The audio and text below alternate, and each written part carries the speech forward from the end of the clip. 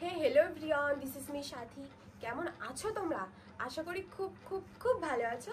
তো আবার নতুন একটা ভিডিও নিয়ে চলে এসেছি। তো ভিডিওটা থাম্বনেল যতদূর দেখে আমি বুঝতে পারছি যে ডক্টর ইউনূস কে কেন তরুণদের প্রথম পছন্দ, মানে কেন তরুণদের প্রথম পছন্দ।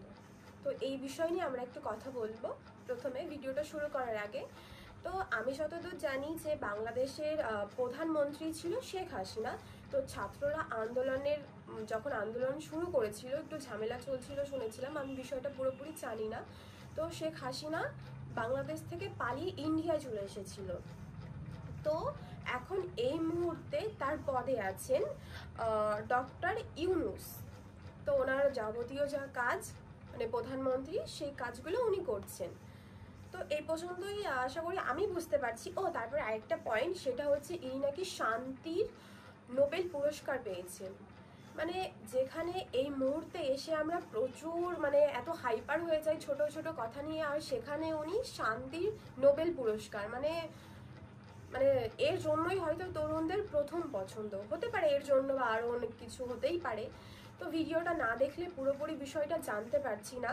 আর তো ভিডিওটা শুরু করি। তো শুরু করার আগে চ্যানেলে যদি প্রথম হয়ে থাকো তো অবশ্যই সাবস্ক্রাইব করে দিও, একটা লাইক করে দিও, আর পাশে থাকা বেল আইকনটা টং করে বাজিয়ে দিও।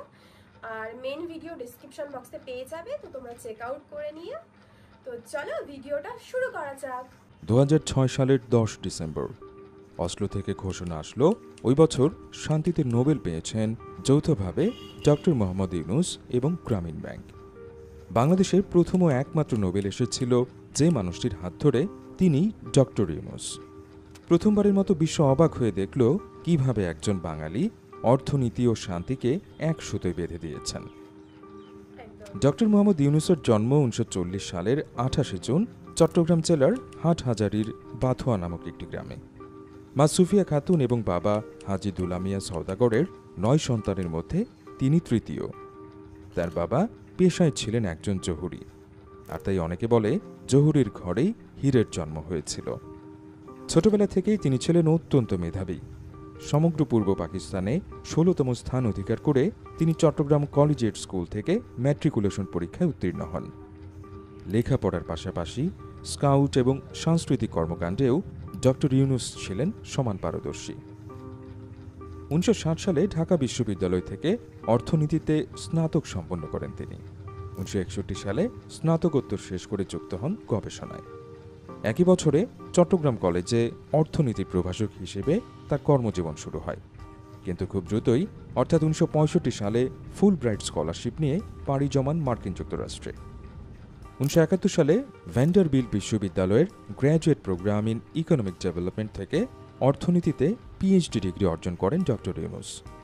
এরপর মার্ফিসবোরোতে মিডল টেনেসি স্টেট ইউনিভার্সিটিতে অর্থনীতির সহকারী অধ্যাপক হিসেবে কিছুদিন দায়িত্ব পালন করার পর তিনি ফিরে আসেন স্বাধীন বাংলাদেশে।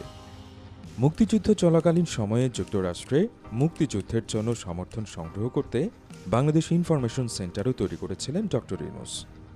স্বাধীন বাংলাদেশ নির্মাণে তিনি সরকারের পরিকল্পনা কমিশনে নিযুক্ত হলেও খুব দ্রুতই ইস্তফা দিয়ে আবারও ফেরত আসেন শিক্ষকতায়। 1989 সাল পর্যন্ত ডক্টর ইউনূস চট্টগ্রাম বিশ্ববিদ্যালয়ের অর্থনীতি বিভাগে প্রফেসর হিসেবে কর্মরত ছিলেন। মূলত একটি সমৃদ্ধ সমাজ নির্মাণে ডক্টর মোহাম্মদ ইউনূস কাজ শুরু করেন স্বাধীনতার সূচনা লগ্ন থেকেই।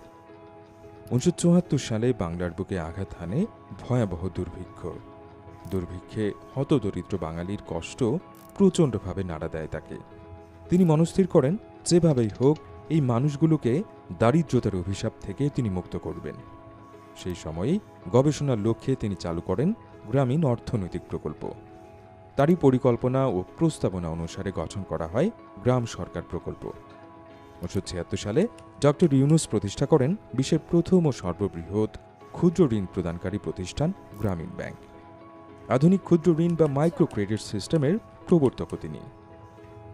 ডক্টর ইউনূস বিশ্বাস করতেন এই দরিদ্র জনগণকে যদি অল্প সুদে ক্ষুদ্র ঋণ দিয়ে তাদের কর্মসংস্থানের ব্যবস্থা করে দেওয়া যায়, তাহলে এরা একদিন নিজেদের ভাগ্য পরিবর্তন করতে পারবে।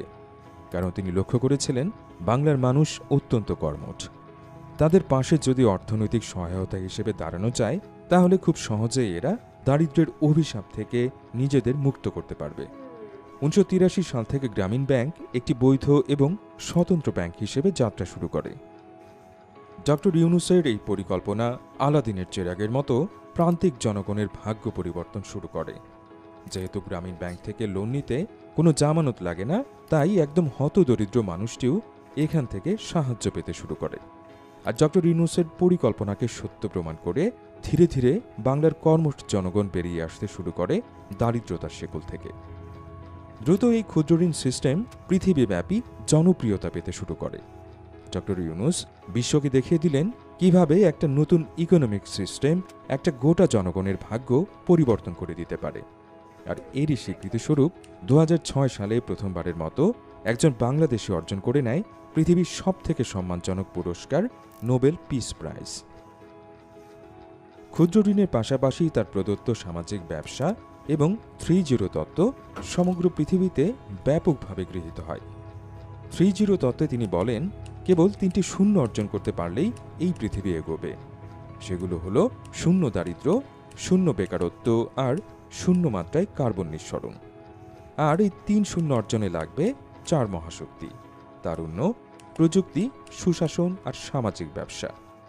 শূন্য কার্বন নিঃসরণ পরিকল্পনা আজ পৃথিবীব্যাপী জনপ্রিয়তা পেয়েছে এবং পৃথিবীর সকল উন্নত রাষ্ট্র এই লক্ষ্যে কাজ করে যাচ্ছে। ডক্টর মোহাম্মদ ইউনূস বেশ কয়েকটি বইও লিখেছেন, যা একইভাবে সমাদৃত। অধ্যাপক ইউনূস বিশ্বের 24টি দেশের বিভিন্ন বিশ্ববিদ্যালয় থেকে 61টি সম্মানসূচক ডিগ্রি পেয়েছেন। তিনি 10টি দেশের রাষ্ট্রীয় সম্মাননা সহ 33টি দেশ থেকে 136টি সম্মাননা পেয়েছেন। টাইম, নিউজউইক এবং ফোর্বস ম্যাগাজিনের মতো গণমাধ্যমে তাকে নিয়ে কভার করা হয়েছে। এছাড়াও তিনি জাতিসংঘ এবং বেসরকারি বৈশ্বিক ফাউন্ডেশন সহ প্রায় সব বহুপাক্ষিক সংস্থার উপদেষ্টা পর্যায়ে কাজ করেছেন।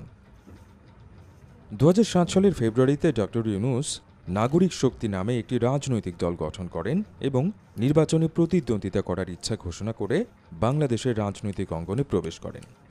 দেশের দুই প্রধান দল আওয়ামী লীগ ও বিএনপি যখন নিজেদের মধ্যে চরম দ্বন্দ্বে লিপ্ত, সেই সময় তাঁর এই ঘোষণা বাংলাদেশের রাজনীতিতে একটি নতুন পরিবর্তনের আভাস দিয়েছিল। ডক্টর ইউনূস প্রতিশ্রুতি দিয়েছিলেন যে তার আন্দোলন সুশাসন পুনরুদ্ধার এবং দুর্নীতি দূর করতে সচেষ্ট থাকবে। কিন্তু 2007 সালের মে মাসেই ডক্টর ইউনূস ওই উদ্যোগ থেকে সরে আসেন। তবে এর আগে 1996 সালে সাবেক প্রধান বিচারপতি মোহাম্মদ হাবিবুর রহমানের নেতৃত্বে গঠিত তত্ত্বাবধায়ক সরকারের উপদেষ্টা হিসেবে দায়িত্ব পালন করেছিলেন তিনি। পরবর্তীতে অবশ্য ডক্টর ইউনূস এক সাক্ষাৎকারে বলেছিলেন, তার উপর নতুন রাজনৈতিক দল তৈরি করার জন্য বিভিন্ন মহল থেকে চাপ আসছিল। অবশ্য তার রাজনীতিতে আসা ভালোভাবে নেননি সাবেক প্রধানমন্ত্রী শেখ হাসিনা। ফলে 2009 সালে আওয়ামী লীগ সরকার গঠনের পর থেকেই ডক্টর ইউনূসের উপর বিভিন্ন ধরনের হেনস্থা শুরু হয়। ডক্টর ইউনূস এতদিন গ্রামীণ ব্যাংকের ব্যবস্থাপনা পরিচালক হিসেবে দায়িত্ব পালন করছিলেন। কিন্তু হঠাৎই 2011 সালে বাংলাদেশের কেন্দ্রীয় ব্যাংক 60 বছর বাধ্যতামূলক অবসরের বয়স উল্লেখ করে ডক্টর ইউনূসকে গ্রামীণ ব্যাংকের ব্যবস্থাপনা পরিচালক পদ থেকে বরখাস্ত করে। এমন আদেশের বিরুদ্ধে তিনি আইনি চ্যালেঞ্জ শুরু করলেও আদালতে হেরে গিয়ে গ্রামীণ ব্যাংক ছাড়তে বাধ্য হন। এখানেই শেষ না। আওয়ামী লীগ সরকারের আমলে ডক্টর ইউনূসের বিরুদ্ধে শ্রম আইনে একাধিক মামলা করা হয়। ডক্টর ইউনূস এসব মামলাকে হয়রানিমূলক উল্লেখ করে প্রতিবাদ জানিয়ে এসেছেন সবসময়। কিন্তু এ বছরেরই শুরুর দিকে শান্তিতে নোবেলজয়ী এই অর্থনীতিবিদকে শ্রম আইন লঙ্ঘনের অভিযোগে 6 মাসের কারাদণ্ড দেওয়া হয়। এর সাথে 30,000 টাকা জরিমানাও করা হয়। বাংলাদেশ সরকারের থেকে বিভিন্ন সময়ে হেনস্থার শিকার হলেও ডক্টর মোহাম্মদ ইউনূসের রয়েছে পৃথিবীব্যাপী সমাদর। তিনি পৃথিবীর 12 জন মানুষের একজন যারা একই সাথে নোবেল পুরস্কার, আমেরিকার প্রেসিডেন্সি অ্যাওয়ার্ড এবং মার্কিন কংগ্রেশনাল অ্যাওয়ার্ড পেয়েছেন। তিনি সত্যিকার অর্থে একজন গ্লোবাল স্টার। মজার বিষয় হচ্ছে, তিনি একমাত্র বাংলাদেশী যাকে বিখ্যাত কার্টুন সিরিজ সিম্পসন্সে দেখা গেছে। এমনকি এই পর্বে তিনি নিজেই কণ্ঠ দিয়েছিলেন। 2020 সালের টোকিও অলিম্পিকে তাকে আমন্ত্রণ জানানো হয় প্রধান অতিথি হিসেবে এবং উদ্বোধনী অনুষ্ঠানে তিনি মশাল বাহক হিসেবে সম্মানিত হন। শুধু তাই নয়, পৃথিবীর ইতিহাসে অলিম্পিক লরেল সম্মাননা দেওয়া হয়েছে কেবল 2 জন ব্যক্তিকে, যার একজন হচ্ছেন আমাদের ডক্টর ইউনূস। বিশ্বব্যাপী ডক্টর মোহাম্মদ ইউনূসের এমন গ্রহণযোগ্যতাই তাকে নতুন বাংলাদেশ বিনির্মাণে তরুণ প্রজন্মের সবথেকে আস্থাভাজন ব্যক্তিতে পরিণত করেছে। ডক্টর মোহাম্মদ ইউনূস তার বর্ণাঢ্য কর্মজীবনে সবসময় বাংলাদেশের জন্য গৌরব ও সুনাম বয়ে এনেছেন। আর তাই নতুন প্রজন্ম বিশ্বাস করে এই মুহূর্তে বাংলাদেশের পুনর্গঠনে তার থেকে যোগ্য ব্যক্তি আর কেউ হতে পারে না। যেই মানুষটি একা হাতে একটি জনপদের ভাগ্য পরিবর্তন করেছিলেন একদিন, সেই মানুষটি পারবে এই জাতির সুদিন নিয়ে আসতে। এটি এখন আপামর জনতার বিশ্বাস। আমারও বিশ্বাস। তো ভিডিওটা আমি দেখলাম, দেখে বুঝলাম যে ডক্টর ইউনূস মানে ওনার সম্পর্কে আমি যেটাই বলবো সেটাই কম হয়ে যাবে। হ্যাঁ, যতটুকু বলবো ততটুকুই কম হয়ে যাবে। উনি অনেক ভালো একটা মানুষ, উনি অনেক কিছু করেছে যারা গরিব তাদের জন্য। তোমার একটা গ্রামীণ ব্যাংক তৈরি করেছে যাদের ওদের সমস্যা না হয়, মানে এরকম আরও প্রচুর প্রচুর প্রচুর কাজ করেছে। ভালোই, বাংলাদেশের ভালোই চাইছিল। তো হয় না, আমাদের সমাজে এরকম প্রচুর লোক থাকে যে কিছু মানুষ থাকে ভালো করার জন্য, মানে ভালো করে আর তাকে নিচে নামানোর জন্য মানে সবাই উঠে পড়ে লাগে যে কি করে তাকে নিচে নামাতে হবে। তো এইরকম একটা বিষয় আমি যতদূর বুঝলাম, ভিডিও আমরা দেখলাম, আমার সঙ্গে তোমরাও দেখলে, বুঝতে পারলে যে কেন তরুণদের প্রথম পছন্দ ডক্টর ইউনূস।